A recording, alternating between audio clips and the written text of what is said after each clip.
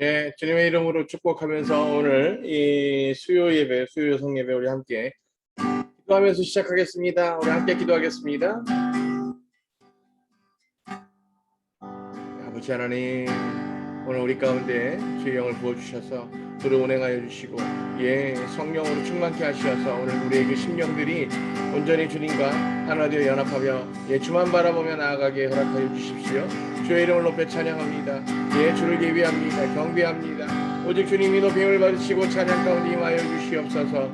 내가 그 주님과 더 연합하여서 그 주의 뜻을 깨달아 온전히 우리의 삶으로 이루며 예비하며 준비하며 나아가게 되기를 소망합니다.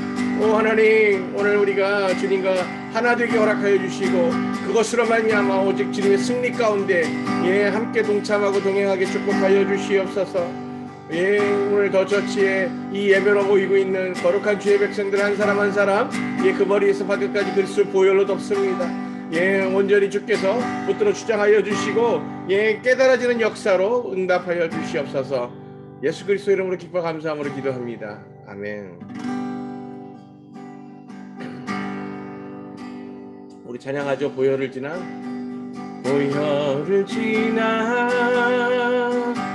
하나님 품으로 보혈을 지나 아버지 품으로 보혈을 지나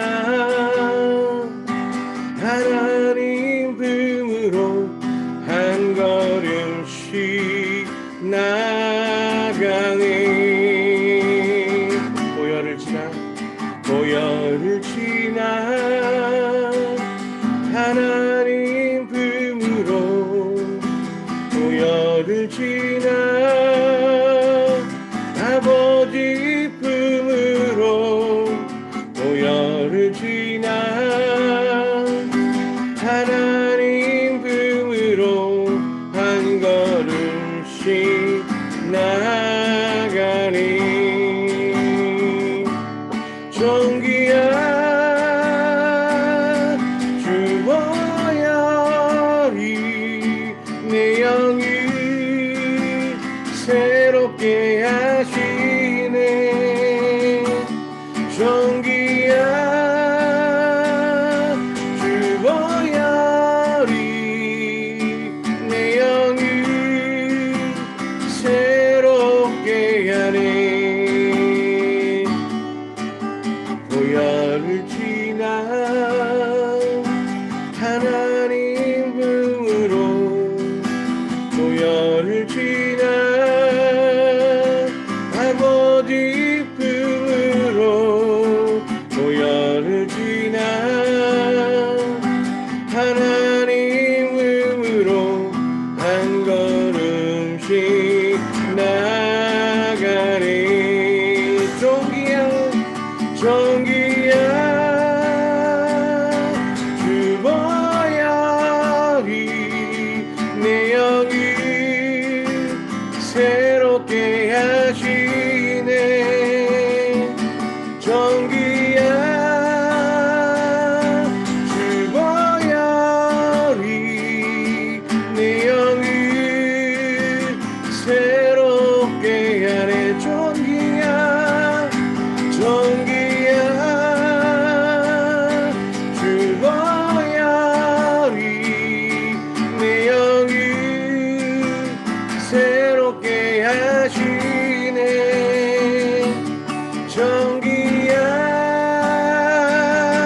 주 보혈이 내 영을 새롭게 하네. 내 영을 새롭게 하네. 내 영을 새롭게 하네.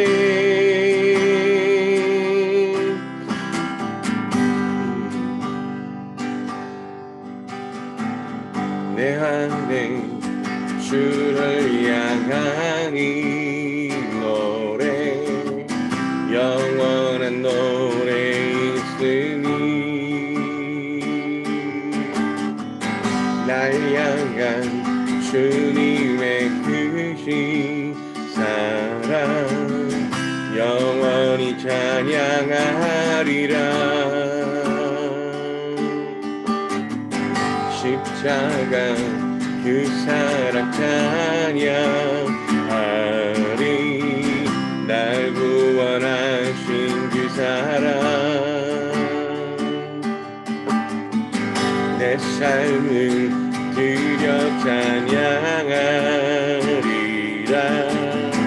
영원히 찬양하리라. 영원히 찬양하리라. 영원히 찬양하리라. 아름다우시 놀라우시 영원할 수 없는 사랑 위대하신 하나님의 사랑 영원히 찬양하리.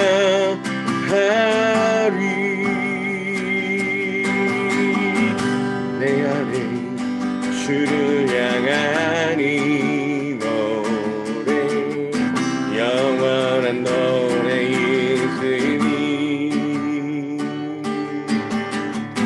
날 향한 주님의 크신 사랑 영원히 찬양하리라.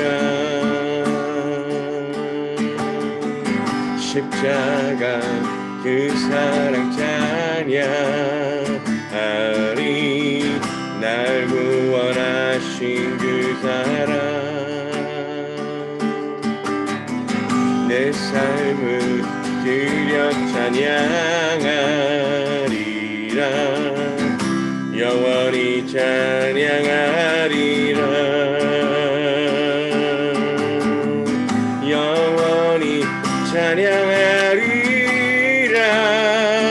아름다우시 놀라우시 영원할 수 없는 사랑 위대하신 하나님의 사랑 영원히 찬양하리.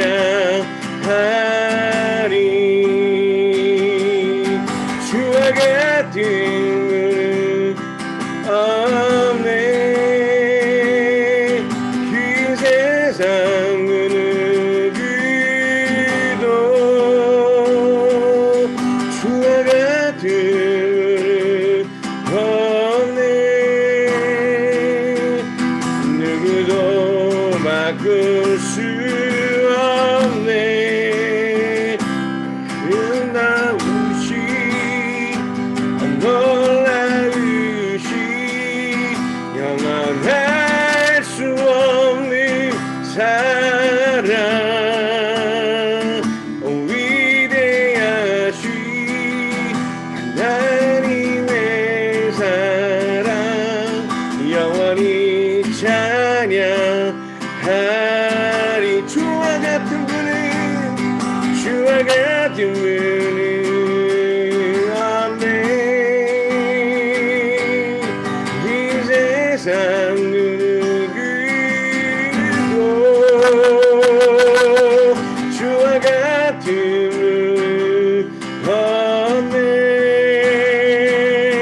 누구도 바꿀 수 없네.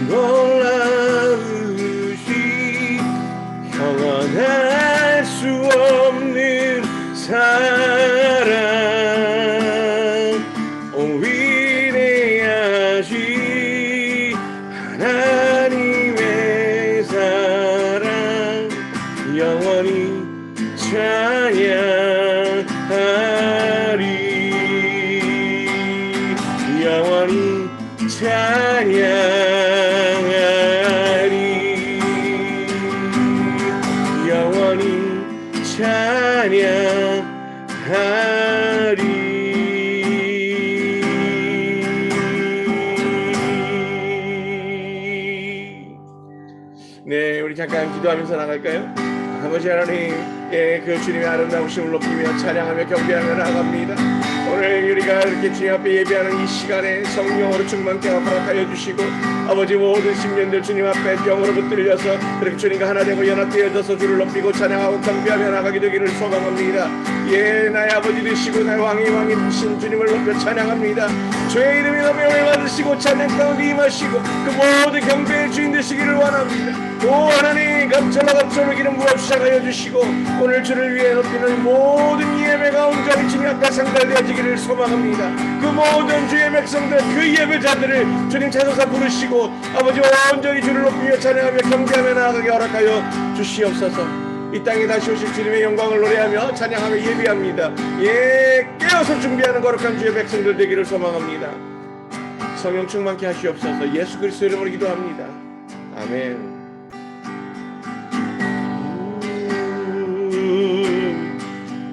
이 땅 위에 오신 하나님의 본체 십자가에 달리사 우리 죄 사하셨네. 하나님이 우리 지극히 높여 모든 이를 위해 뛰어난 이름을 주사 우리 예수 이름 앞에 절하고 모든 입이 주를 시기네. 영광 중에 여실 주를 보리라 선보이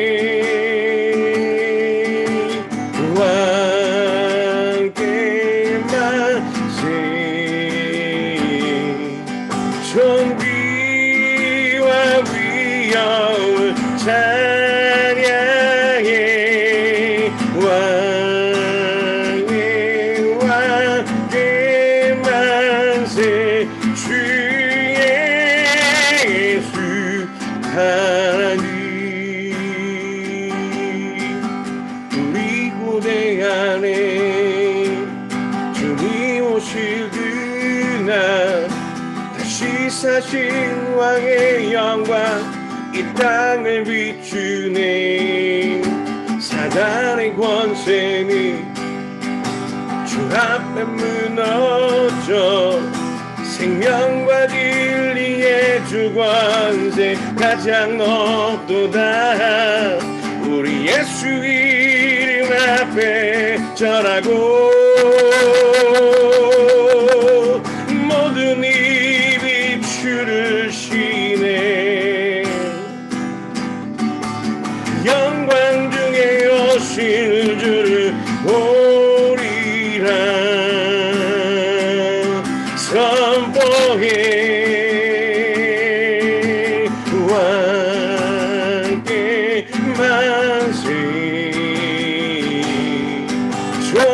존귀와 위엄을 찬양해 왕의 왕께 만세 주 예수 하나님 왕께 만세 왕께 만세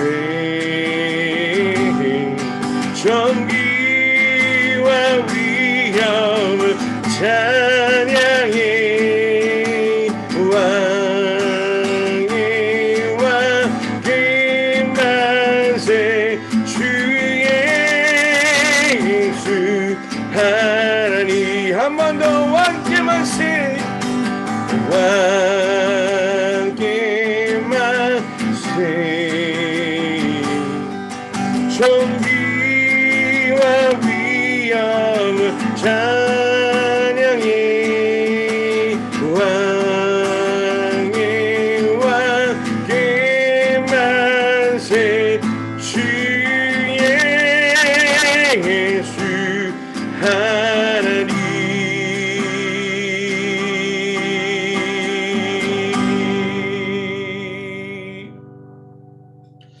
우리가 오직 주님만을 높여 찬양하며 예배하며 경배하며 나아갑니다. 주님 홀로 영광 받으옵소서. 모든 영광 주님 손에 올려드립니다. 예수 그리스도의 이름으로 기뻐 감사함으로 기도합니다.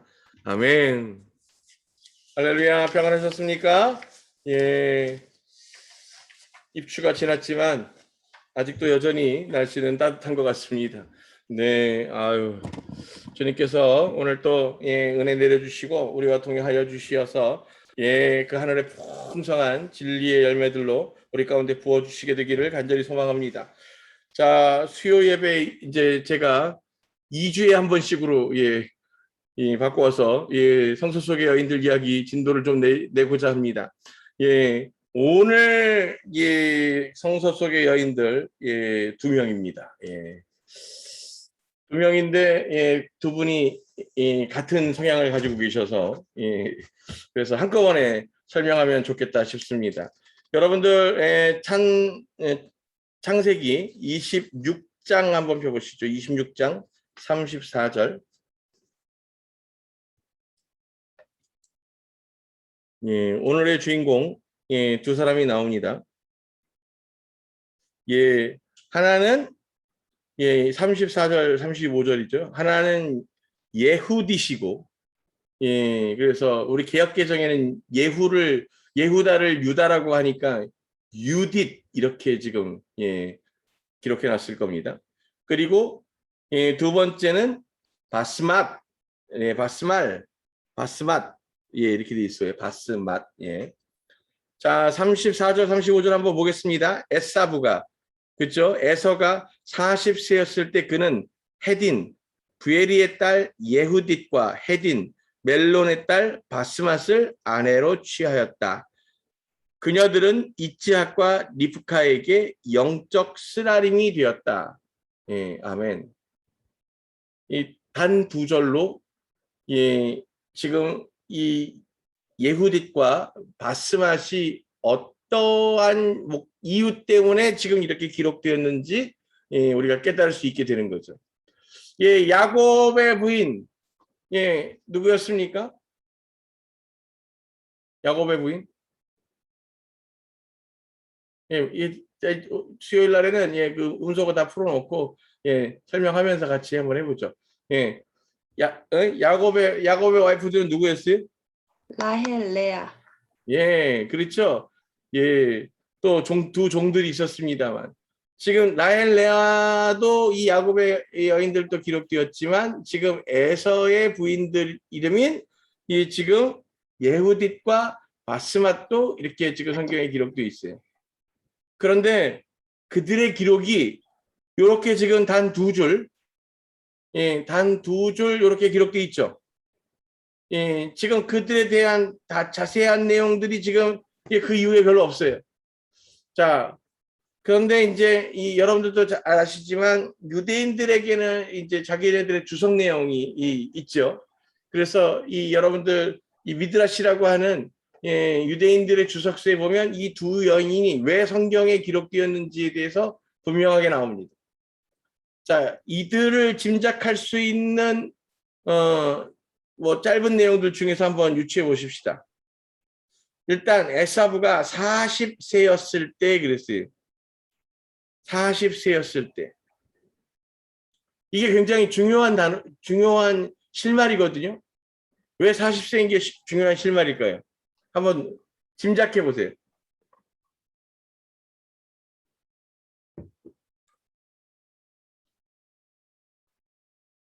당시에 고대 이스라엘 또는 이 메소포타미아 지역에 있어서 남성들의 결혼 정년기는 몇 살이었을까? 한번 예측해 보세요. 18, 17? 애들은 그걸 좋다고 그래야 되나? 잠깐 일찍 가서 좋다고 그래야 되나?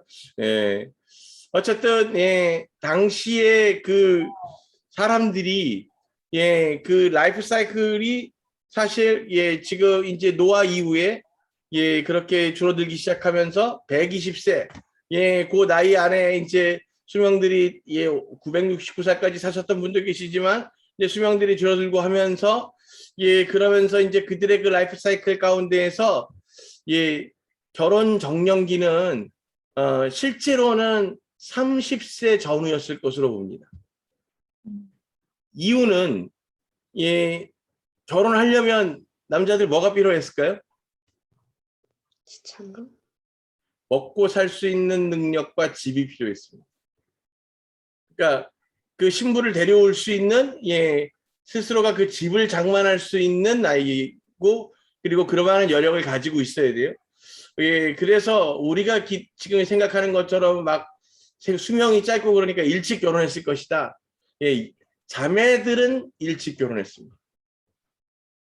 예, 그래서 10대에 예, 시집가는 것이 대부분이었고, 예, 그래서 10대 후반부터 출산하기 시작해서 많은 아이들을 예, 낳게 되는 것이 당시 문화 중에 하나였어요. 그런데 남성의 나이가 20대 중후반에서 30대까지 그러니까 스스로가 뭔가 일을 해가지고 10대 때부터 노동을 하기 시작해서 뭔가를 준비해가지고 그래서 부인을 데리고 올 수 있고 그러려면 또 신부 집에 뭘 보내야 돼요? 지참금도 보내야 돼요. 이제 이런 것들을 해결할 수 있는 물론 부잣집 또 큰 규모의 부족 집단에서는 예, 그 권력과 이 재력을 갖고 있는 집 자녀들은 일찍 결혼하기도 했습니다. 자, 그러면 이삭은 부자였어요? 예, 가난한 사람이었어요? 부자였죠. 부자였죠. 그런데 이 에사브가 40세가 될 때까지 결혼을 못한 거예요. 지금 보세요. 이제 이거에 대한 여러 가지 추론이 있습니다. 왜 에사브가 40이 되도록 결혼을 못했을까? 한번 상상의 나래를 펴보세요. 여기에는 뭐 누구도 맞고 틀리고가 없으니까. 왜 그랬을까? 한량이었어요. 한량이어서 사실 에서의 성향은 조금 정반대입니다. 아주 연하고 열심히고 아버지의 그 눈에 들기 위해서 최선을 다하는 아들. 예, 굉장히 부지런하고 예, 그런 아들이었어요. 네, 또 그런데 왜 돈을 못 모았을까? 일단 부잣집 아들의 기본적으로 가지고 있는 스펙과 재력이 좀 상당할 거 아니에요. 자, 이거를 많은 역사신학자들은 두 가지의 관점으로 인간의 이 본성적인 부분으로 접근합니다. 첫 번째, 눈이 높았다. 예, 웬만한 여자들로 채울 수가 없을 그러한 눈을 가지고 있어서 멀리까지 매파들을 보내서 그 에사브의 눈에 마음에 들만한 사람들을 고르려고 했지만 에사브가 그것을 그렇게 수용하지 못할 정도로 눈이 높았다. 라고 이제 이해하고 해석하는 부분이 있고요. 또 하나는 일에 매달린 사람이다. 실제로 아까 앞서서 그 이삭의 그 에서의 성격에 대해서 간단하게 설명할 때 굉장히 성실하고 근면하고 부지런한 사람이다라고 하는 설명을 드렸습니다만 이 에사브는 그래서 말하자면 아버지의 인정을 받기 위해서 자신의 모든 삶을 투여하고 있었던 사람 중에 한 사람입니다. 이 아버지의 인정을 받는다는 건 결국 그의 후계자가 되는 거고 본인이 어차피 장남이었기 때문에 그와 같은 위치에 있어서 자신이 아버지를 만족시키기만 하면 그 다음에 아버지의 모든 재력과 모든 권세가 자신의 것이 되기도 하는 것이고 대부분 또 그 장남들은 장남으로서의 그 책임감을 가지고 그렇게 부모를 봉양하면서 열심으로 사는 데 관심을 갖다 보니까 도리어 결혼이 늦은 것이 아닌가 이렇게 해석하는 두 가지가 있습니다. 어떤 것이 더 납득하기 쉬울지는 잘 모르겠습니다만 그런데 이 두 가지 모두가 연결되어져서 즉 에사브가 40의 나이에 결혼을 하는데 이스라엘 지파 족속의 여인들이 아닌 헤딘들 가운데에서 여성을 취하는 것을 보게 됩니다. 자, 왜 그랬을까? 왜 그랬을까요? 왜 하나님을 섬기는 그 하나님의 택하신 백성 중에 바로 그 이삭, 아브라함과 그 이삭의 장자인 에서가 왜 이방 여인들과 결혼했을까요? 반항? 예? 반항? 반항? 네. 나이 40에 아버지하고 반항을 하는 거야. 이야, 진짜 절딱선이 없네, 그죠? 네, 할렐루야. 뭐, 그럴 수도 있습니다. 예. 아버지하고 사이가 안 좋을 수도 있다. 오케이. 예, 또, 혜진이 너무 예뻤어. 이 두 여인들이 너무 미인이야. 그래서 그냥 홀딱 반해버렸어. 오케이. 예. 굉장히 설득력 있는 것 같아. 자, 또. 근데, 이뻤다면, 어마무시하게 이뻤던 거예요. 왜냐하면, 그 이방 여인을 택하여서 결혼하겠다고 하는 순간 아버지로부터 쫓겨날 수도 있었어요. 그러면 그 장자로서의 모든 권한을 내려놓고 여자들을 따라가야만 하는 그런 상황이 발생할 수도 있었던 거예요. 근데 그런 걸 따지지 않을 만큼 거의 뭐 뇌가 마비될 만큼 이뻤다. 뭐 그렇게 이제 이뻤다면 그렇게 해석할 수 있는 거죠. 또요. 그러니까 그 이전에 그 팥죽을 그 동생한테 넘겨줄 만큼 그런 것들에 대한 게 별로 없지 않았을까 싶어서 결혼에 대한 문제도 그러지 않았을까요? 이방 여인의 그게 크게 중요하게 생각하지 않았어. 아, 예, 그것도 사실 예 그런 부분이 있는 것 같습니다. 지금 에서는 지극히 효심 있고 아버지의 말씀에 순종하려고 노력하고 장자로서의 책임감을 가지고 살려고 했지만 그 안에 하나님을 경외하고 두려워하는 온전한 믿음이 없었을 수도 있겠다. 예. 그래서 예, 자신에게 이 허락하실 좋은 신부 이것들을 주님 앞에 묻지 않고 자신의 눈에 좋은 대로 택하였다. 네, 다 설득력이 있고 다 또 연관이 있는 이야기들입니다. 그래서 오늘 이 에서는 지금 그가 40대일 때, 그래서 제일 첫 번째, 일단 나이가 많아서 결혼이 늦었어, 노총각이야. 그러면 이 남의 집에 이렇게 들여다보면 40인데 10대 소녀하고 결혼을 하게 되잖아요. 보통 평균적으로. 그렇게 되면 그 소녀의 아버지, 즉 자기 장인하고 거의 같은 또래인 거예요. 지금 이제 그런 상황이고요. 또 두 번째, 그러니까 결혼 정년기를 놓쳐서. 그래서 유대인들 집안 가운데서는 이제 이 정년기에 있는 딸들을 데려오기가 쉽지 않아서 그랬을 것이다 라고 보는 것. 그러나 그거보다는 두 번째를 훨씬 더 강력한 동기로 이해하고 그것을 정설로 받아들이고 있습니다. 그것이 뭐냐면 하경 집사님이 얘기한 것처럼 에서가 열심히 일하느라고 결혼도 늦었는데 그러면서 이 지금 그들이 살고 있는 동네 옆에 이 이방인들이 계속 있잖아요. 그들과 문화적으로 접하다가 어느 순간 이방의 완전히 다른 문화권의 다른 풍습과 사고를 가지고 있는 여인을 만나면서 그 마음을 홀랑 뺏겨버렸다. 이렇게 지금 얘기하게 되는 겁니다. 자 보세요. 그러면서 그는 헤딘 부에리의 딸 예후딧과 헤딘 멜론의 딸 바스맛을 아내로 취하였다 그래요. 그래서 그렇다고 해서 이해를 했는데 하나가 아니고 이게 당시에 무슨 고대 이스라엘 결혼 풍속이 1+1도 아니고 하나하고 결혼했더니 하나는 덤으로 주는 것도 아니잖아요. 근데 지금 둘을 데리고 와요. 예, 요게 지금 시차가 있을 것이다, 아니면 같은 시기일 것이다. 예, 신학계에서 또 여러 가지 얘기가 있습니다만, 예, 지금 이 문맥상으로 보면 거의 같은 시기에 둘을 데려오는 겁니다.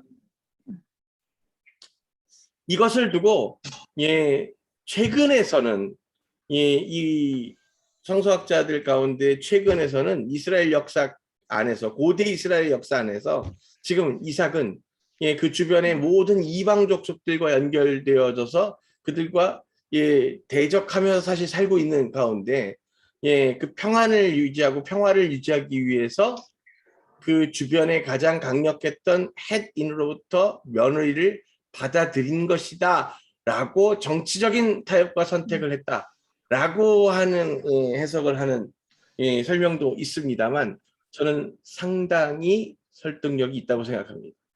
왜 그러냐면 여러분들이 잘 아시는 것처럼 고대 이스라엘 문화권에서 자기의 신부를 내가 고를 수 있어요? 내 마음에 드는 신부가 있어도 누구의 허락을 받아야 돼? 아버지. 자신의 아버지와 신부의 아버지의 허락을 받아야 결혼이 성사되는 겁니다. 그런데 그들이 이방인의 딸이라는 것을 지금 아버지 이삭이 몰랐을까요? 아는 거죠. 그리고 그들이 결혼했다는 얘기는 결국 승인을 했다는 얘기잖아요. 자, 이것은 엄밀하게 따지면 그 이삭과 리브가가 하나님 안에서 예, 그렇게 만나지고 그 믿음의 생활을 하고 있었는데 그들 안에 예, 그 주변에 있는 우상 국가들, 이방 국가들과 연합하여 살면서 그들이 그 지역의 문화로부터 세속화되고 있었다는 것을 반증하는 결과다라고 해석하는 부분들이 많습니다. 자, 그러면 당시 고대 이스라엘, 즉 헷 족속들이 강력해지고 있었던 그 당시 고대 이스라엘 주변의 메소포타미아의 문화는 대체로 어떤 것이었을까요?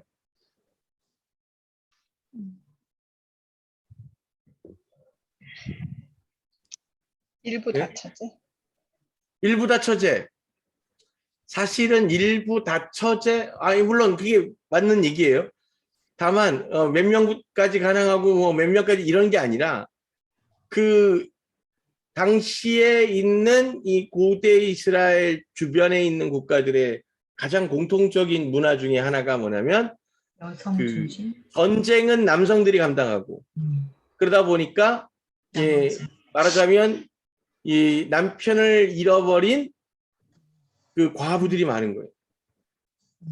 예, 그리고 과부와 그 자녀들이 많아. 그러면 그들을 구제하고 어떻게 보살피도록 하기 위해서 예, 형수치사제라는 게 있죠.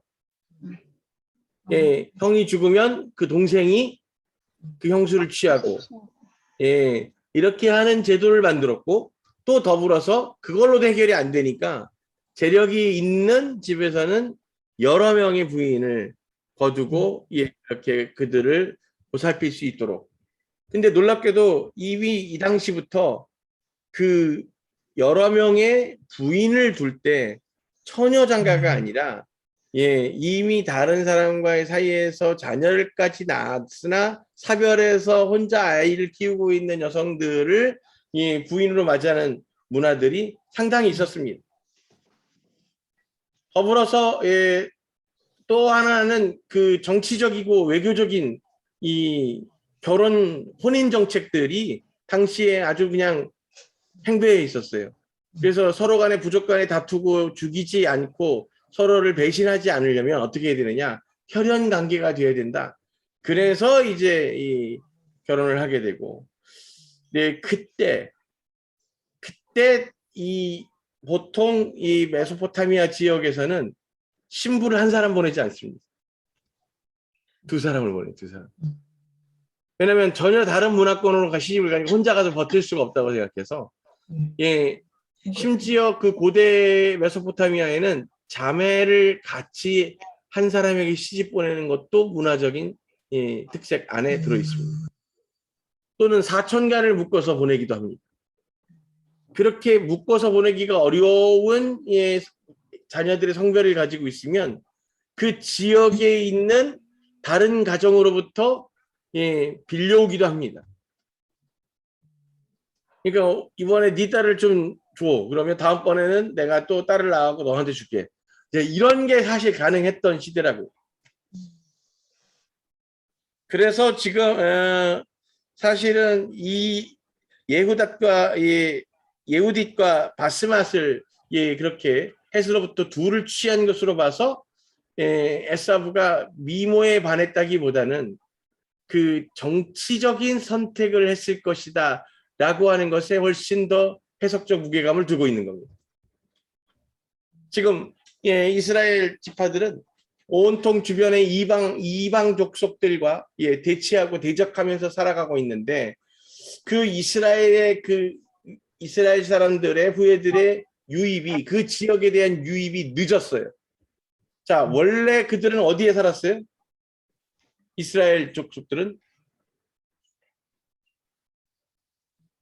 여러분 지금 아브라함 아버지가 그렇게 지금 어디에서부터 와서 정착해요? 갈대아 우르 우르 땅에 와서 정착하죠. 그랬다가 나중에 이제 아버지가 죽고 난 다음에 하란 땅까지 가잖아요. 자, 즉 중간에 그 아브라함의 아버지 때부터 지금 이전에서 장소를 옮겨와서 멀리로부터 유입돼서 들어온 거예요. 그러니까 원래 기존에 그 땅을 살고 있던 원주민들이 있겠죠. 그 땅에 굴러 들어온들이 되니까 얼마나 사방에서 치이겠어요. 그리고 자신들의 그 고유한 영역을 지키면서 성장해 나가야 했기 때문에 그 당시에 지금 이삭에게는 굉장히 혼인 정책을 통한 정치적인 타협이 필요했을 것으로 사료됩니다. 그래서 자신의 아들과 그들의 딸들을 선택하는 거죠. 이스라엘 백성들이 서로 통혼 정책을 할 때 이스라엘의 여자를 다른 이방인들에게 주지 않습니다. 그런 경우는 아주 드물고 반대로 그 이방인 여인들을 데리고 오는 이제 그런 부분들이 있는데 문제는 하나님이 그것을 좋아하실까요? 안 좋아하십니다. 왜 안 좋아할까요? 왜 이방 여인을 취하는 것을 안 좋아합니까? 그들의 문화 때문에. 결국은 사실은 우리 하경 지사님이 지금 문화라고 그랬어요. 그들의 그 문화 이거는 한 몇 점이라고 그럴까요? 91점짜리 답이죠. 그들의 문화 때문에. 그런데 문화만이 아닌 거죠. 이 문화는 사실 다른 말로 표현될 수 있습니다. 문화는 다시 풀어서 설명하면 누군가에게 있어서 계속되어진 체험과 경험으로 만들어진 습관, 이게 문화입니다. 즉 무슨 얘기냐면 문화적 영향을 받고 있다는 것은 그가 의지적으로 판단할 수 없는 아주 어린 시절부터 반복적으로 내 삶에 학습되어져 있는 습관처럼 된 거라는 거예요. 그러니까 내 생각과 내 판단의 기준에 의해서 이걸 바꾸기가 쉽겠어요? 어렵겠어요? 어렵죠. 어려운 거예요. 더군다나 그들이 예를 들어서 살고 있는 메소포타미아에서 저 어디 남미로 이주를 했으면 삶의 환경이 완전히 바뀌니까 새로운 사고적 패러다임을 가져야 되겠다 이렇게 생각할 수 있지만 지금 그 주변 국가에서 서로 간에 움직여지는 건 대부분 비슷한 문화를 갖고 있는데 문제는 그들과 전혀 다른 문화와 관점을 가지고 있는 새로운 족속이 굴러온돌이 되어서 거기에 박힌 거예요. 그러니까 그들과 그 문화적으로 소통이 잘 되겠어요? 안 되겠어요? 안 되겠죠. 더군다나 그들에게 있어서 당시 고대 이 이집트와 메소포타미아에 있어서 가장 중요한 가치관, 중요한 관점은 그들의 종교에 의해서 결정되어졌습니다. 어떤 것을 믿느냐, 그것 어떤 신을 섬기느냐에 따라서 그들의 사고관들이 달라졌기 때문에, 그래서 지금 이스라엘과 이 그 주변에 있는 주변 국가들은 결코 화합하기 어려운 완전히 구별되어지는 점들을 이미 가지고 있었던 거예요. 그래서 늘상 부딪히고 늘상 그것이 불편하고 전쟁이 되어지는 삶을 살고 있었던 겁니다. 오늘날 그런데 이 에서가 예후딕과 마스맛을 그렇게 부인으로 받아들이게 된 거에 대해서 지금 결과는 어땠다는 거예요, 결과는. 영적인 쓰라림이 되었다. 예? 성신입사에 뭐라고요? 결과는? 그 밑에 점 이삭과 리브가에게 영적인 쓰라림이 되었다. 영적인 쓰라림이 되었다. 영적 공격의 통로가 되어버렸어요. 창세기 27장 46절 한번 보시겠어요?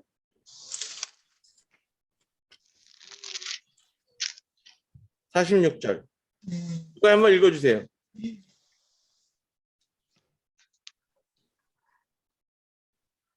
리브가가 이삭에게 말하였다. 내가 헤대의 딸들 때문에 내 삶이 진저리가 났는데 만일 야곱이 이 땅에 이런 헤대의 딸 중에서 아내를 취하면 내 삶에 무슨 낙이 있겠습니까? 얼마나 힘들었으면 리브가가 지금 이렇게 지금 말하고 있어요. 응? 에사브가 그렇게 헤딘의 딸들을 며느리로 맞아들여가지고 부인으로 맞아들여가지고 그것 이후에 지금 어떤 일들이 벌어졌던 거예요. 자, 이제 이거를 잘 이해하시면 좋습니다. 그 고대 이스라엘의 야훼 하나님과 이스라엘 백성들의 관계 가운데서 야훼 하나님은 굉장한 물론 당시의 문화가 남성 중심적이고 그렇게 보여지고 그렇게 기록되어진 부분들이 많지만 놀랍게도 이 예수교 기독교는 굉장히 모계 혈통 중심적 사고와 가치관을 가지고 있었습니다. 그래서 여러분들 그 재산 분할이라든가 여러 가지 그렇게 경제적인 안에서의 그 분배에 대한 여러 가지 것들을 볼 때 그 딸들에게도 몫을 주고, 그죠?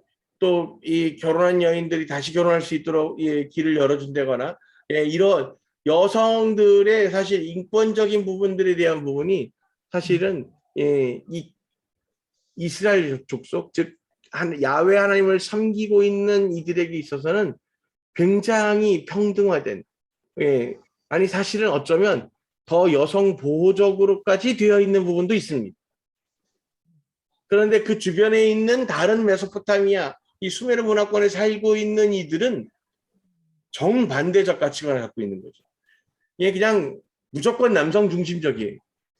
여성들은 동물보다 조금 높은 단계였습니다. 그래서 그 여성들에게 있어서는 그 남편에게 뭔가 의견을 내거나 뭔가 불평을 내거나 이럴 수 있는 권리조차 없었고 그냥 먹여주고 재워주고 그렇게 하는 그 모든 것들에 감사를 표현하는 대상이었을 뿐 사실 그들에게 있어서 온전한 그 삶이 주어졌다고 보기 어려운 시대인 거예요.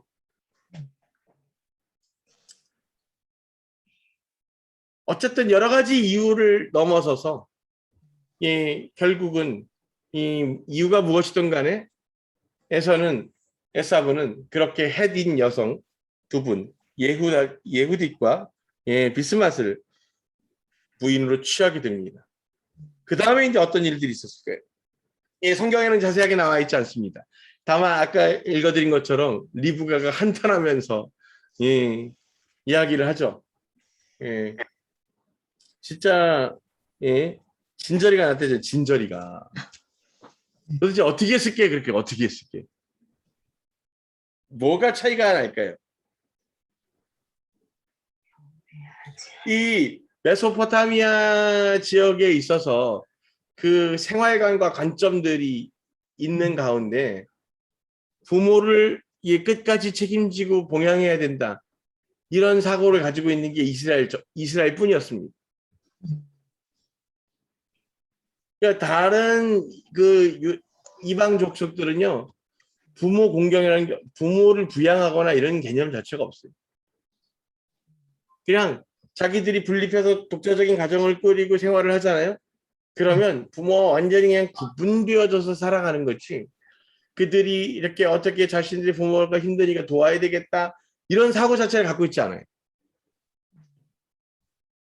두 번째.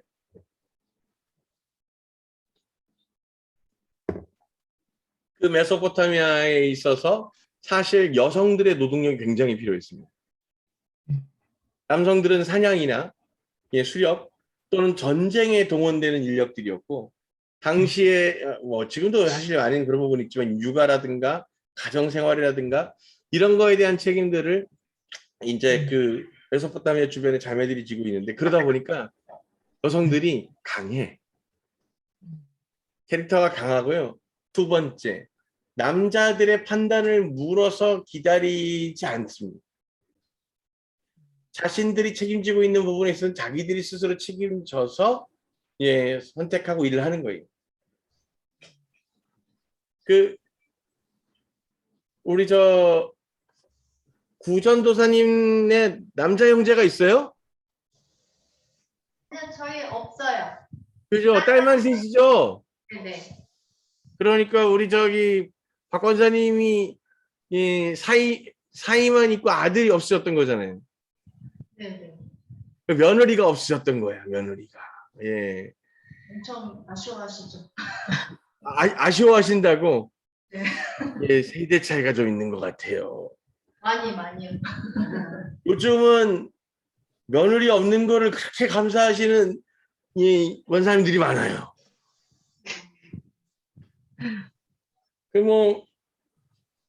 하도 그 며느리들과의 갈등 때문에 오죽하면 10월드라는 표현이 나왔겠어요. 예, 근데 이때는 달랐냐? 한치도 다를 게 없는 거예요. 예, 결국은 이 지방간에서도 권력 구조에 대한 서로 간의 이 경쟁이 있기 때문에 이게 늘 똑같은 문제였던 거죠. 그런데 그 유대 이스라엘 족속 지파로부터 데려온 딸들은 다 이 토라 교육을 받고, 그러면서 어떻게 그 딸들이 남자를 섬겨야 되고 하는지에 대한 여러 가지 그 교육들과 그런 규례들을 통한 훈련들이 있었다면, 그 주변 메소포타미아 지역엔 그런 자체가 없어요. 그러니까 여성들이 굉장히 드세죠. 예. 그러면서 부모의 말에 순종하느냐? 아니에요. 이 메소포타미아는 다 유목민의, 그래서 아예 이 가족들끼리 함께 가는 게 아니고 흩어져서 그렇게 이 유목기를 진행하기도 합니다. 그러다 보니까 아주 독자적이고 독립적인 그 관점들을 가지고 있습니다. 그러다 보니 시어머니 말이라고 해도 자신들이 생각해봐서 옳지 않다고 생각하면 순종을 했겠냐고요. 이스라엘은요, 지금 성경을 믿고 있는 우리 기독교는 상당히 개별적인 부분에 대한 배려를 하는 종교입니다. 그런데 다른 이방 국가들은 그 부모에 대해서 별로 그렇게 신경 쓰지 않아요. 내가 잘 사는 것이 부모를 기쁘시게 하는 거다라고 이해하는 정도로 생각하고 각자 자기들의 삶을 영위하는데 바쁘거든요. 지금 고스란히 이 헷 족속으로부터 자라나서 그곳에서 이방 신들에 대해서 훈련받았던 이 두 여인은 에서와 더불어서 에사브와 그렇게 가정을 이루고 살게 되지만, 가장 큰 문제는 그들이 그동안 자신의 친정 집에서 살아왔던 생활 모든 관습, 가치관, 그 중에서도 온전하신 야훼 하나님 한 분만을 섬기는 것에 대한 아주 극도의 저항심이 있었습니다. 왜 그랬느냐? 우리는 오직 한 분이신 야훼 하나님을 높이잖아요. 그런데 그 주변에 있는 우상 국가들은 좋다는 모든 신을 동시에 섬겨요.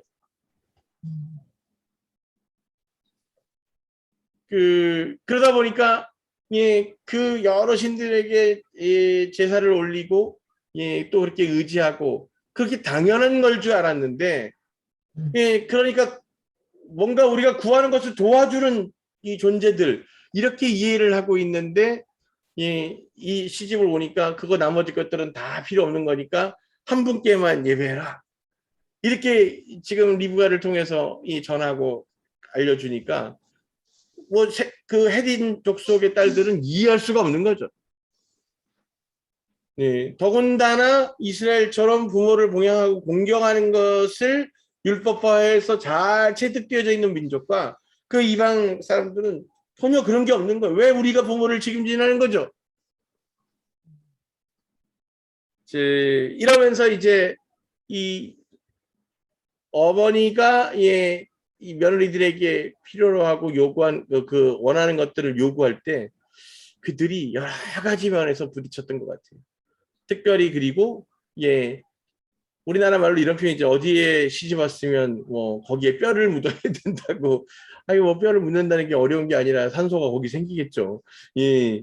그러는데 어쨌든 예, 그처럼 그 자신들이 시집을 오면 그 시집 와 있는 곳의 문화로 옮겨 타는 것을 기대했던 것이 이스라엘이라면 예, 도리어 이방 족속 헤딘의 딸들은 어떻게 했냐면 예, 그건 당신 문화고 나는 내가 여기 이스라엘 땅에 그 지파들 가운데 있지만 여전히 내 정체성은 거기에 영향을 받고 있다라고 자신들의 종교관과 그것을 통한 삶의 가치를 계속 고집해 나갔던 것에 대한 예, 불만이 이곳에 기록되어져 있는 거죠.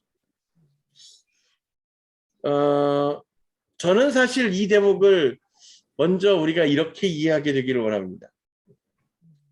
어떤 사람들은 내가 결혼 적령기를 넘겨서 이제 결혼하려고 하면 예, 여러 가지로 조건도 어렵고 힘들어지는데 예, 그런 사람을 만나는 것도 너무 어려운데 좀 조건을 낮춰야 되겠다.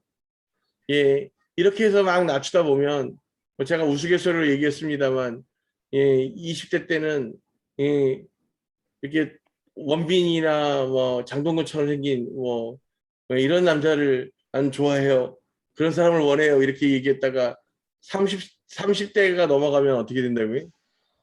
예, 언뜻 봤을 때 그렇게 생겼으면 좋겠다. 예, 이렇게 해서 뭐 100m 미남 뭐 이런 표현들을 하다가 예, 40대 가면 뭐라고 그러는지 하면 예, 생긴 게 무슨 소용이냐. 마음이 중요하지. 예? 그러면서 그냥 너무 못나지만 않았으면 되고 성격 좋은 사람이면 좋겠다. 그렇게 얘기한대요. 근데 이제 50대에 가면 예, 키는 뭐 크지 않아도 아담해도 귀엽고 힘만 잘 쓰면 되니까 버스 손잡이만 잡을 수 있으면 된대요. 키는. 예, 그리고 그죠? 육신 건강하고 예, 나를 위해 줄 수만 있으면 된다. 이게 서로 기준이 되어가면 서로 이렇게 포기해 간다는 거잖아요. 그런데 그 모든 것들을 결혼해서 새로운 환경에 맞추어서 포기해 나가는데 가장 늦게까지 붙들고 있는 게 뭘까? 믿음이에요, 믿음, 신앙. 힘들면 힘들수록 그걸 더 붙들겠죠. 거기에 더 의지하겠죠. 즉, 지금 이 이삭과 더불어서 에사브 에서는 어쩌면 하나님께서 그들을 이방 족속들과 구분시켜서 예, 그들의 원래 고향 그곳에 이방의 그 우상들이 엄청 창궐하고 있던 곳이에요. 그 땅으로부터 건져내셔서 새로운 땅으로 오게 하셨던 이유가 그들과 섞여서 그들 안에서 완전히 배도하고 쓰러져서 넘어지게 될까봐 예, 그들을 건져내셨던 건데 결국 그들이 예, 에사브를 통해서 이방의 딸들을 드리는 거죠.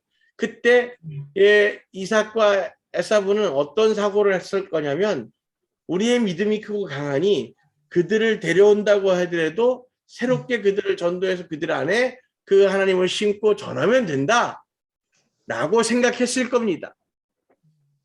그러나 결론은 어떻게 되는 거예요? 아까 읽어드린 우리가 27장 46절의 말씀처럼 오죽하면 리브가가 이삭에게 헤딩들 딸 때문에 내 삶이 진저리가 났다고. 전혀 다른 문화권에서 와 있는 며느리가 심지어 그 집에서 가지고 있는 기본적인 신앙관과 그 믿음관을 따라오지도 않는 거예요. 그리고 자기는 자기들의 길을 마이웨이를 가는 겁니다. 얼마나 힘들었겠어요.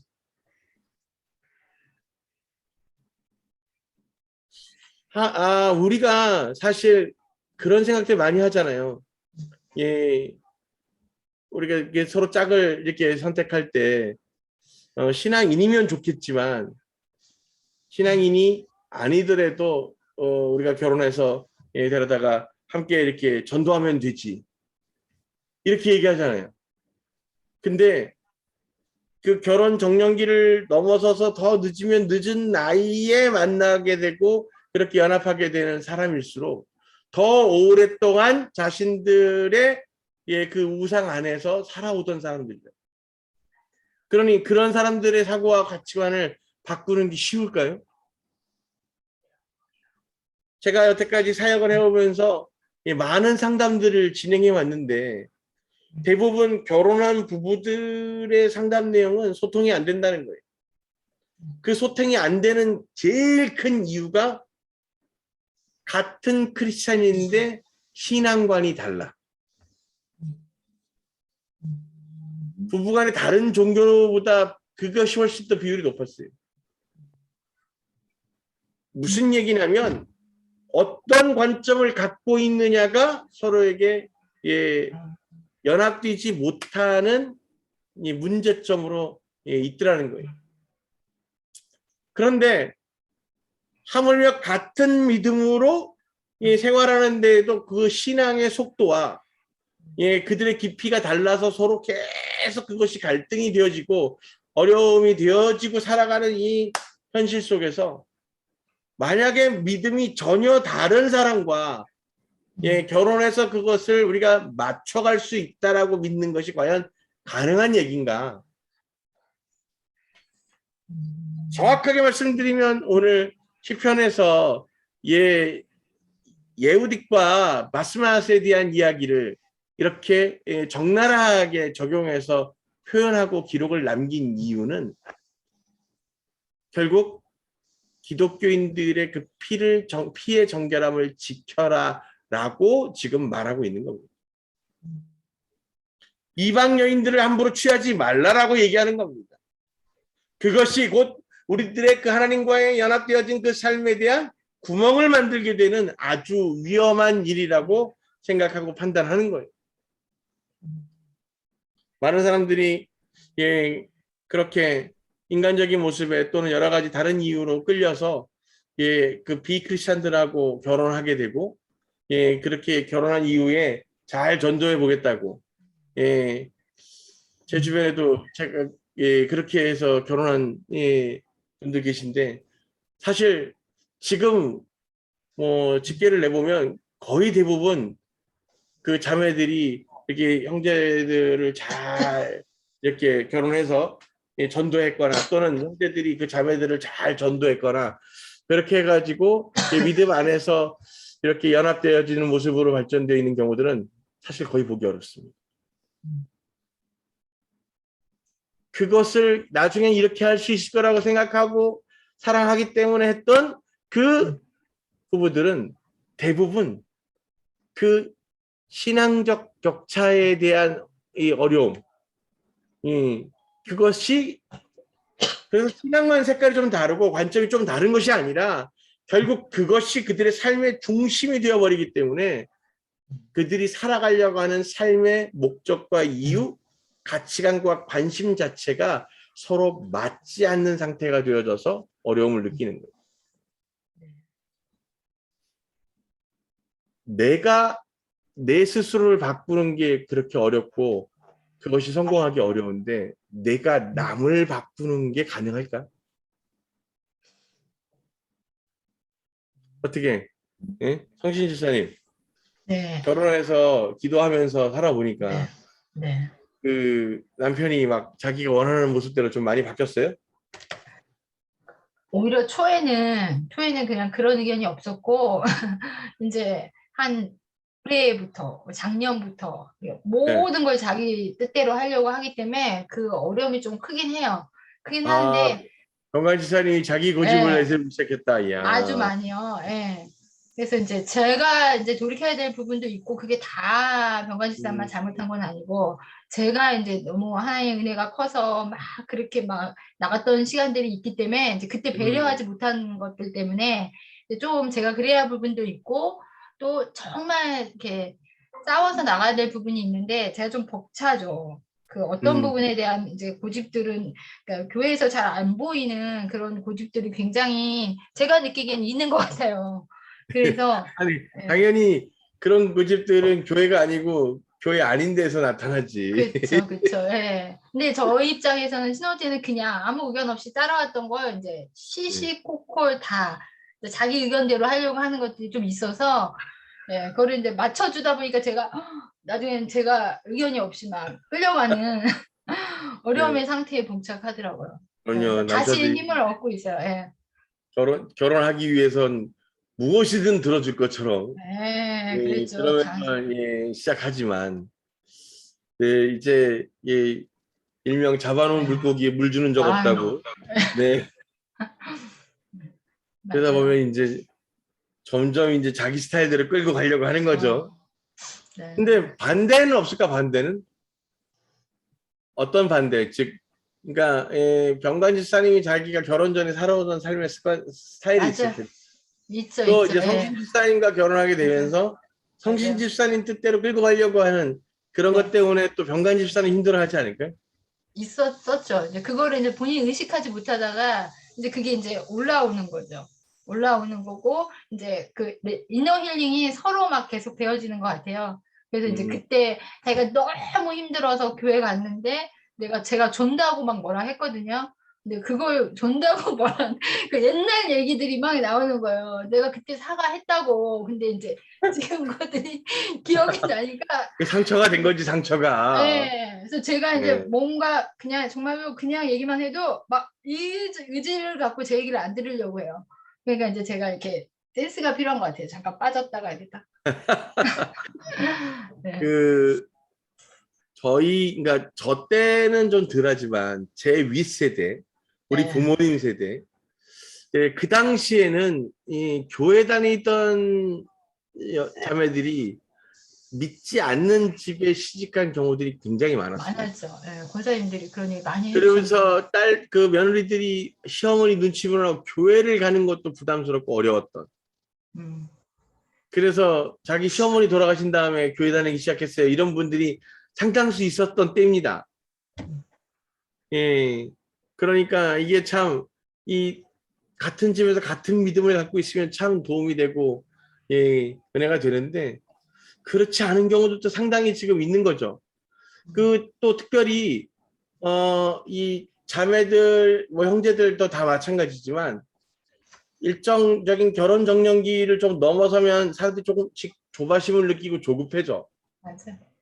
그러다 보면 좀 자신들이 그동안 까다롭게 보호하고 있던 스펙들을 넘어서 가지고 좀 음, 어떻게 하면 웬만하면 맞춰볼까 하는 이런 선택을 하게 되는데 저는 그 선택이 아주 위험하다고 생각하는 편입니다, 개인적으로. 어쩌면요, 우리가 요즘 시대에 여러 가지 뉴스를 통해서 확인하지만 진짜 그 속썩이고 서로를 상대방을 알지 못해서 이 상처를 주는 어떤 그 만남은 차라리 연결 안 되는 게 나을 수도 있을 정도의 어떤 어려움과 고통들이 있는 것도 사실이거든요. 그런데 오늘 우리가 좀 주목해서 보기 원하는 것은 바로 부부간의 신앙적 격차입니다.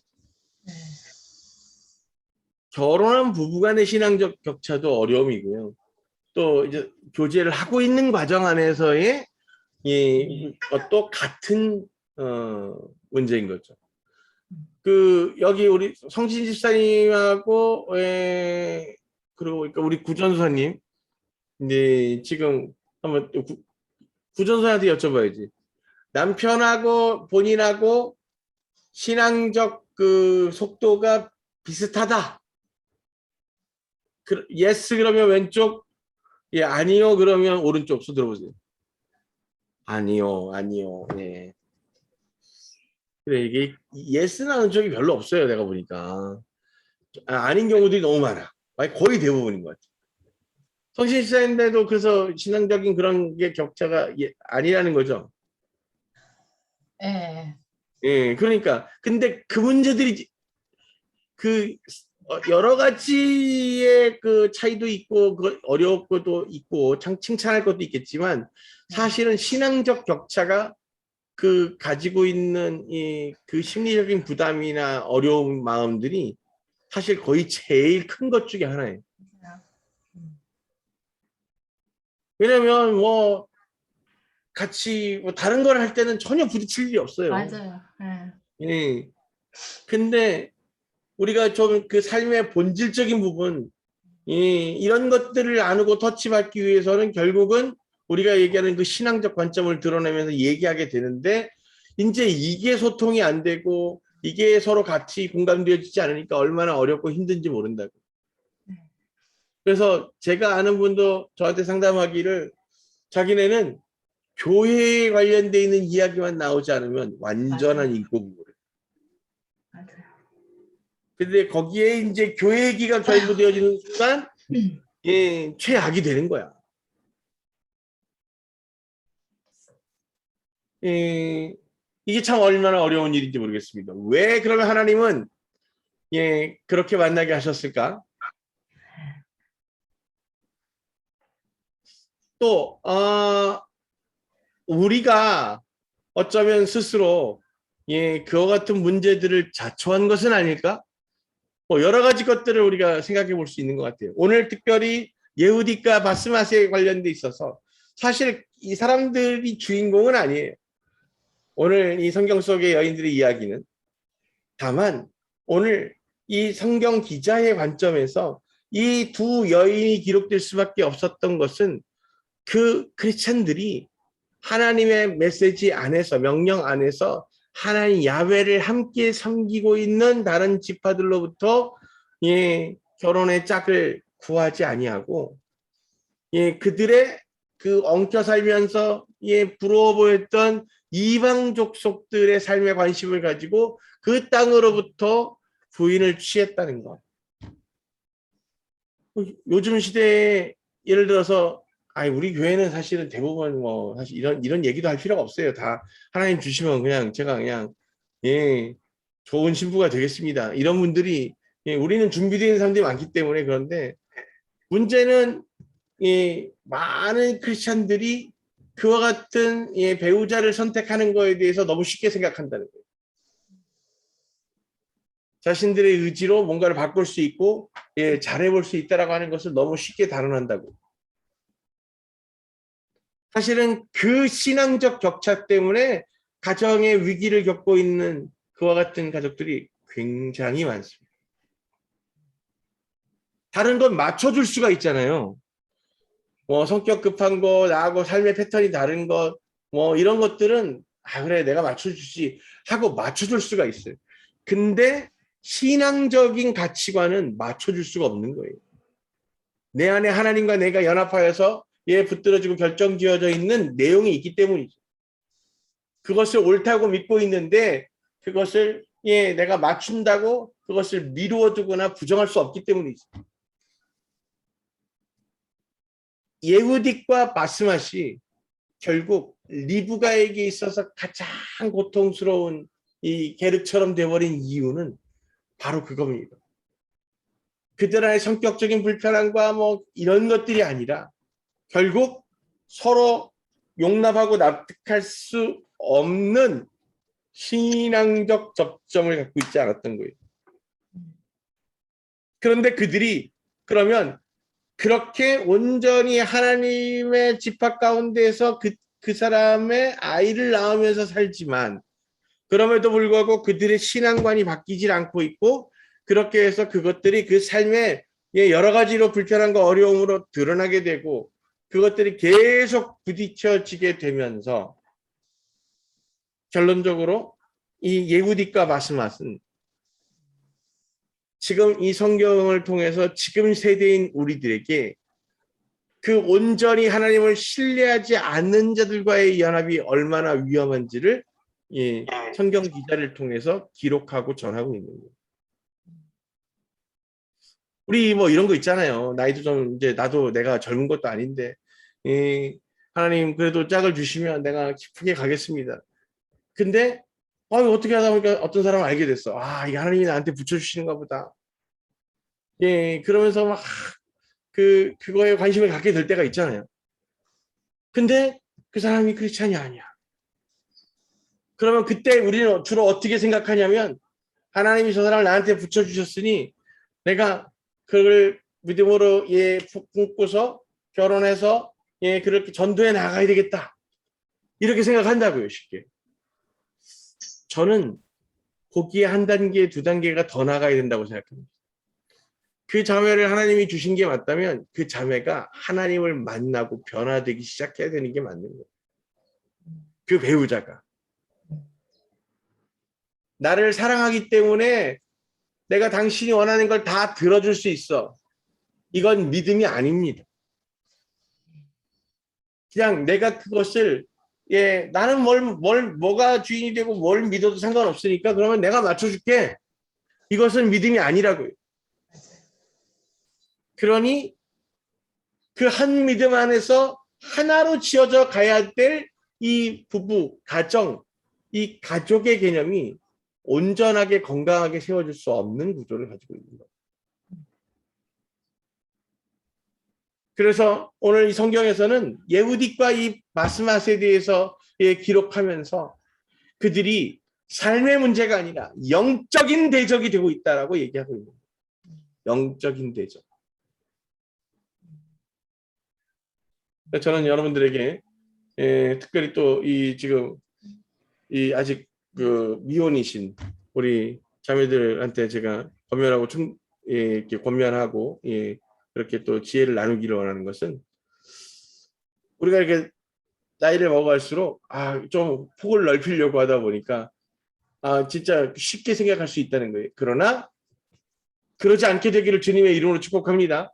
우리가 붙들어야 되는 것은 그래서 내가 이때를 놓치면 안 되겠다 이런 개념이 아니라, 하나님 나라의 영광을 같이 함께 연합하여 이룰 수 있는 하나님의 그런 사람들이야말로 하나님이 예비하신 짝이라는 거죠. 이 예후딕과 바스맛을 통해서 결국은 에사브의 족속들은 그렇게 세상과 통속하며 살기 시작하고, 하나님에 대한 믿음과 그 순종의 삶이 그렇게 즉각적으로 무너져 내려가는 삶을 살기 시작합니다. 결국 그들의 후손들은 이스라엘과의 대적이 되고, 그렇게 된다는 건, 이스라엘의 대적이 된다는 건 뭘 얘기하겠어요? 하나님의 심판 때에 그들이 살아남겠다는 거예요?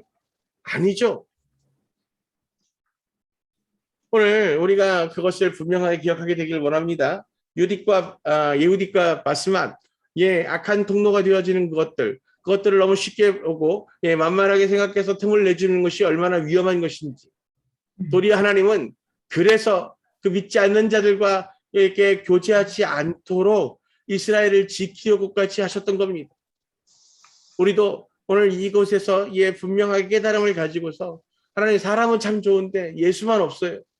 성격도 좋고 성실하고 건강도 하고, 그런데 예수만 없어요. 예수만 없으면 다 없는 겁니다. 다른 모든 것들이 없어요. 하지만 예수를 가지고 있어요. 예수와 분명히 동행하고 있어요. 그렇다면 그것은 그가 가지고 있는 많은 환경적인 스펙이 지금 현재 아무것도 없을지라도, 그분이 그렇게 그 믿는 자의 연합을 통해서 놀랍게 수확하게 되고 열매 맺게 되는 은혜를 부으시는 거라는 겁니다.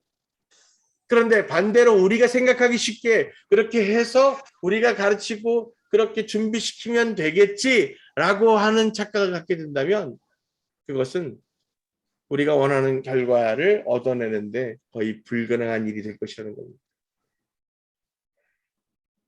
네, 저도 이제 이제 점점 이 나이를 들어가면서 연식이 되어가면서 이 성경의 말씀들이 정말 진리구나라고 하는 것들을 깨닫고 고백하게 돼요.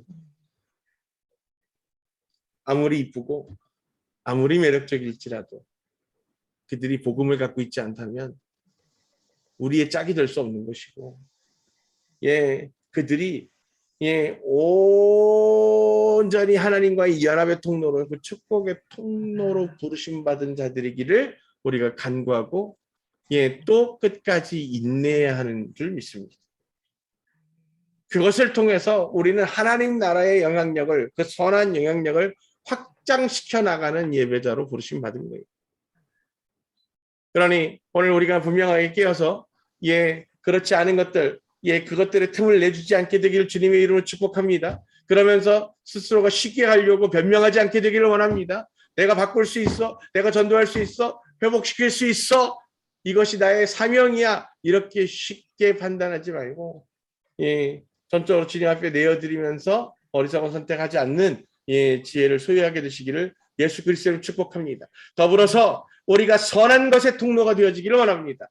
하나님을 전하고 하나님의 나라를 전할 수 있는, 그래서 내가 나와 더불어서 함께 가정을 이루게 될 그 배우자를 통해서, 그 자녀들을 통해서 작은 하나님 나라의 모델을 만들 수 있는 내 결혼 생활이 나의 결혼의 미션이고 사역인 것을 깨닫게 되는 여러분 되시기를 주님의 이름으로 축복합니다. 그렇게 내가 오늘 하나님께로부터 이 가정 가운데 파송받은 선교자라는 사실을 분명히 기억하고, 내가 그렇게 남편에 비해서 집안일을 하게 되는 것이 훨씬 더 덜 가치스러운 것처럼 느끼는 부분들이 있다면 그건 정말 잘못된 겁니다. 결국 그렇게 해서 그 자녀들에게 하나님을 가르치고 흘러가게 할 수 있는 것, 다 그 어미들의 영성이라는 사실 우리가 분명히 기억하게 되기를 원하고, 더불어서 오늘 그렇게 우리가 하나님을 바르게 깨닫고 증거하고 그것을 삶에 예비할 수 있는 좋은 믿음의 짝을 얻는 것이 얼마나 주님 앞에 축복인지를 다시 한번 고백합니다. 그래서 이제 여러분들이 한 40 정도 넘으면 빨리빨리 눈 떠야 돼요. 무슨 얘기냐? 남편감을 고르신다면 누구를 골라도 크게 지장이 없어요. 세상에 이유 없이 착하기만 한 사람 없고요, 이유 없이 못되기만 한 사람 별로 없습니다. 다 그럴 만한 환경적인 요인과 문제들이 있었던 것뿐이에요.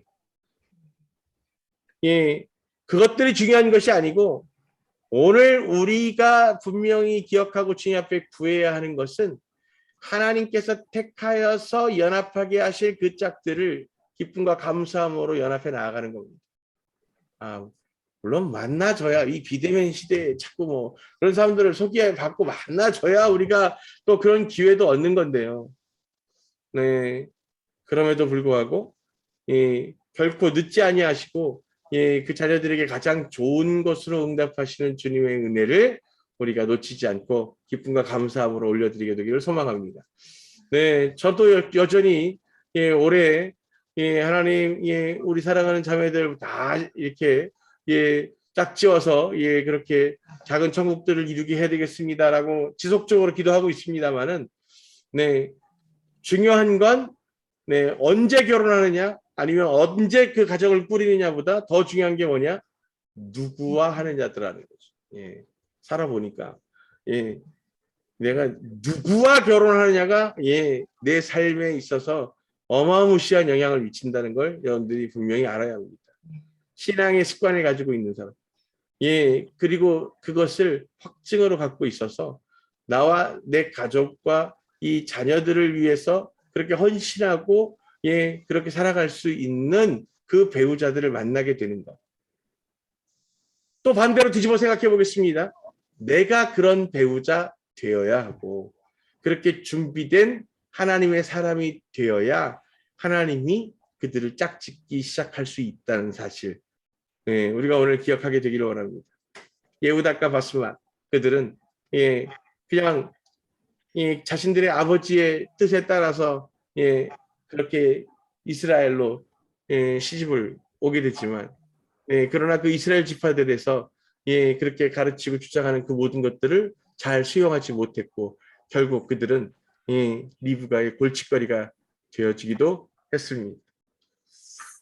우리는 그 반대로 하나님을 온전히 깨닫고 그렇게 하나님의 진리를 전하는 통로가 되어져서 모든 이들의 그 가정들을 살리고 그 가족 구성원들을 주님께로 이끌어서 주님 기뻐하시는 이 공동체를 만들 수 있는 그렇게 순종하여 연합할 수 있는 믿음의 자녀들 되시기를 다시 한번 주님의 이름으로 축복합니다.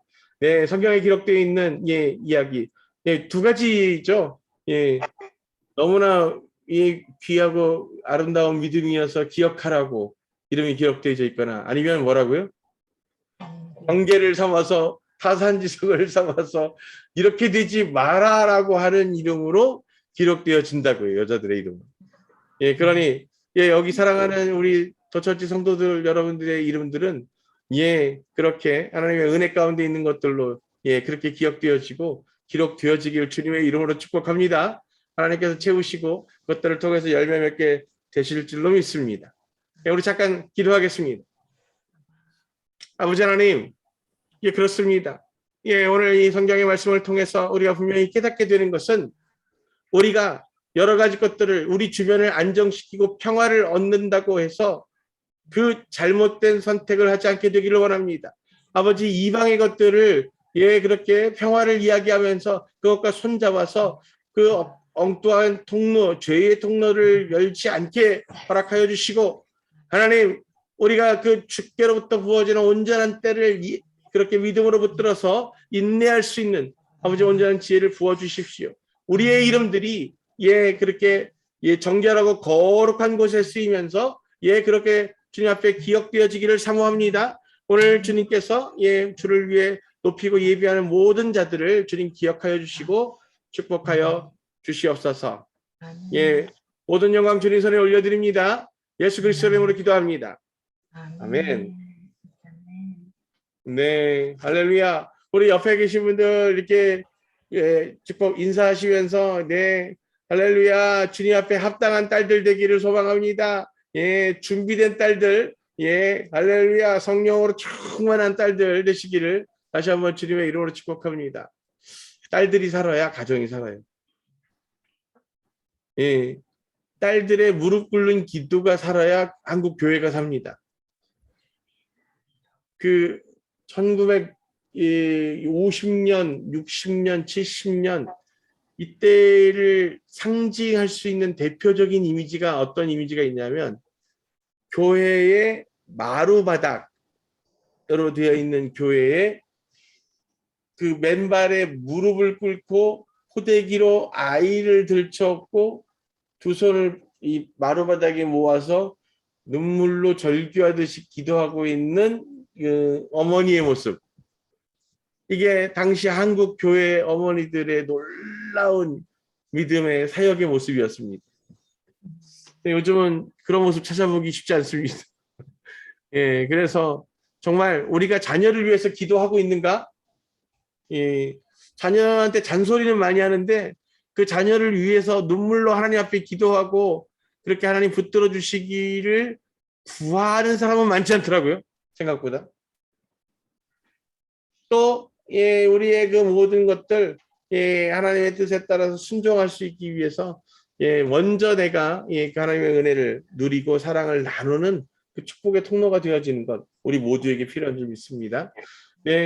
할렐루야. 우리가 기쁨과 감사함으로 주님 앞에 사랑받는 또 그리고 예비되어지고 준비되어진 딸들로 사셔서 주님의 나라를 확장시키고 통로가 되기를 주님의 이름으로 축복합니다. 예진 자매님, 할렐루야.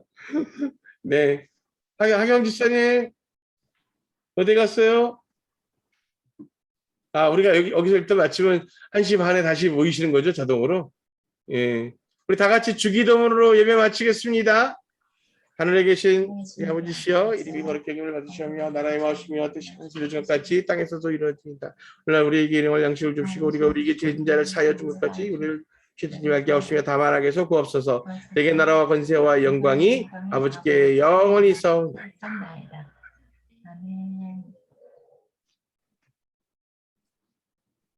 네, 축복합니다. 하경 집사님, 광고 안 해요? 어디 갔더래요? 아니요. 옆에 있는데 지금 엄마가 좀 급해서. 아, 죄송해요. 예. 네, 아니에요. 제가. 예. 광고하세요. 네, 저희 얼굴은 못 보여드리고 1시 반에 잠깐 뵐게요. 1시 반. 네.